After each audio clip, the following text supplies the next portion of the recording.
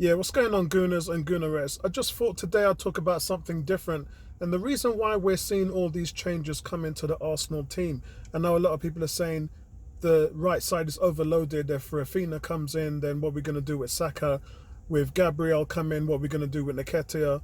With Martinelli, how's that going to work out? Because it didn't work out on the left-hand side with Smith Rowe and Martinelli sharing time. And obviously with Vieira, Tillemans, Lard. How is it all going to fit in? Well, I have one explanation for that, and that is the fact that now we are moving towards a 5 substitution rule that could allow for new tactics and approaches in the world of football.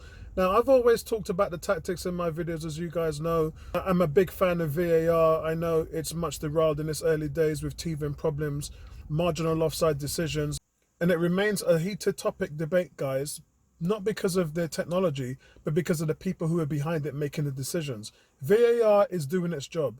It's the people who are making the decisions that needs to be sorted out and changed. So, guys, for me, I want to talk about how that's going to reflect the way that Arsenal changes, looking at the pros and cons against this new rule. Hot and spicy meat. Yeah, boy. And how are Arsenal and Mikel Arteta going to implement this change? Now, you can see that there's a natural progression, guys, when playing out from the back. We know that it's part of the game. But there's also now, we have the bench to where sides are competing for up to 12 players in reserve roles on match day. So we always talk about there's a squad of 25, and some teams, they take 15, 16, 17 players and put them on the bench. Now you'll be able to do a lot more with that. And despite so many players being on the bench, teams have never really been able to use them because they've been limited to just 3 substitutes, with the exception of the 2019-20 season where they were permitted a lot more. So a lot more competition is going to change this season because the bigger teams have got more money and more time to put in more quality to call in upon due to their financial resources.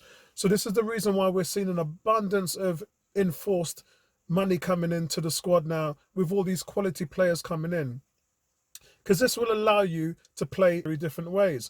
And there's going to be coaches who will be given more opportunity to use the system that they want, and this will enforce the rule changes to favour more of those coaches who will be given the opportunity to use the system as a part of their tactics rather than just reacting to going up a goal up or a goal down.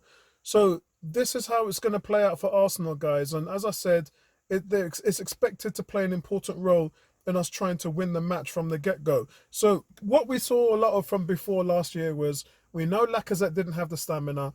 We'd see him play his heart out for 60 minutes. And then after 60 minutes, he would just die. For 20, 25 minutes, we'll just see him sort of dragging his feet along. And then all of a sudden, Nketiah will come in with 5 or 10 minutes to go and then try and make an impact. That's not effective, guys. Because first of all, you're going from the 60th minute to the 80th minute with no impact on the game at all, not making runs, not closing down, not pressing. So you've just emptied out a part of the game. Secondly, you're not giving Nketiah enough time to go in there and do his stuff. Remember when I said previously that there was media outlets in March saying, oh, he hasn't scored a goal all season, but then Nketiah actually hadn't started a single game in the Premier League season before the last 2 months. So you was in a position where this guy averaged a goal every 71 minutes you were playing him, but then you were only putting him on for 4, 5 or 6 minutes. That's not going to change a game. And I know the argument can be said that Smith Rowe made a massive impact in the first half of the season. And guys, that is not the common. Yeah, that's not the common rule. It's definitely not something that happens all the time. Super subs are an anomaly in the game. It doesn't happen all the time. Smith Rowe, although he scored 10 goals before Christmas, he only scored 1 in the latter part of the season. So that's got to tell you how much of a drop-off that he had. So with so much of a crossover between coaching now, it's easy to see that top football managers are going to be taking a leaf out of this playbook for using 5 substitutions during a match. How that will help Arsenal is we're going to be in situations where we talk about, first of all, the tempo of the game. But the tempo of the game in terms of the attacking might and run and gun and closing down and things like that, that is going to change in abundance this season. And it's pretty straightforward. With all these substitutions, we don't need to be reactionary anymore. We can go on the front foot and then play an attacking-minded game. And think of all the extra runs you'll be able to make.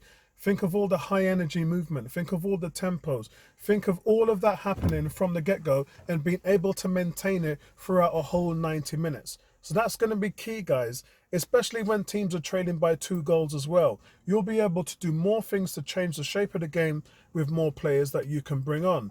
You know, switching goalkeepers is something we're going to see as well. Switching goalkeepers late on in the game with an anticipation of a penalty shootout, for example, that might change. And some teams were already doing that with 3 substitutions. So there's a lot to be said about the amount of dimensions that we can add towards this tactical awareness that will come with more substitutions available. Another place, guys, where we will see some more changes is on the defensive side. So we talked about the goalkeepers and penalty shootouts and things like that. But say if you enter a game where, and this is twofold, guys, say if you enter a game where you've got a situation where we had Rob Holding going up against Song, and that was something which was used to tactical advantage, and actually it was working well for the first 20 minutes of that game against Spurs. But after he got sent off, that changed the whole game. So there's 2 things we can have a look at there. The first thing is if a player gets an early yellow card and then it puts the team under pressure and there's danger there, you'll now have the ability to just swap that out as soon as possible. You know, we've got Rob Holding, we've got Saliba on the bench, a centre back that we can mix and match. And so when you get into a situation like that, that can deter you from keeping the player on the pitch and enforcing that second yellow card. So that's another change that we can do. Another one is obviously is matchup problems. Again, the same situation where you're looking at a Rob Holding against Song, or even if you're looking at a Tierney against a fast winger like Zaha. If you're looking at a matchup which you thought before the game was going to work in your favor, and as the game goes on, you realize we're not being able to handle this guy. You know, Cedric Soares isn't handling a winger very well. And we could move on and use so many different variants of this situation. But what this will allow you to do is it will just allow you to make those tactical changes on the defensive side to give players the help that they need, or to just swap out and try and choose a different matchup in your favor. And that, guys, I don't think that some fans realize the amount of tactical changes that this gives us. The options now are going to increase tenfold. And as I said, top managers with bigger squads are going to use that to their advantage. A lot of the top teams now are going to be able to press more intensively. So if you have a guy like Gabriel Jesus, after 70 minutes, he's pressed. Then with 20 minutes to go, you can put in an Nketiah who will then maintain that press level throughout the whole of the 90 minutes. So that's something that you can see. And it's not just that position. It's other positions as well. I know we're looking at Lisandro Martinez.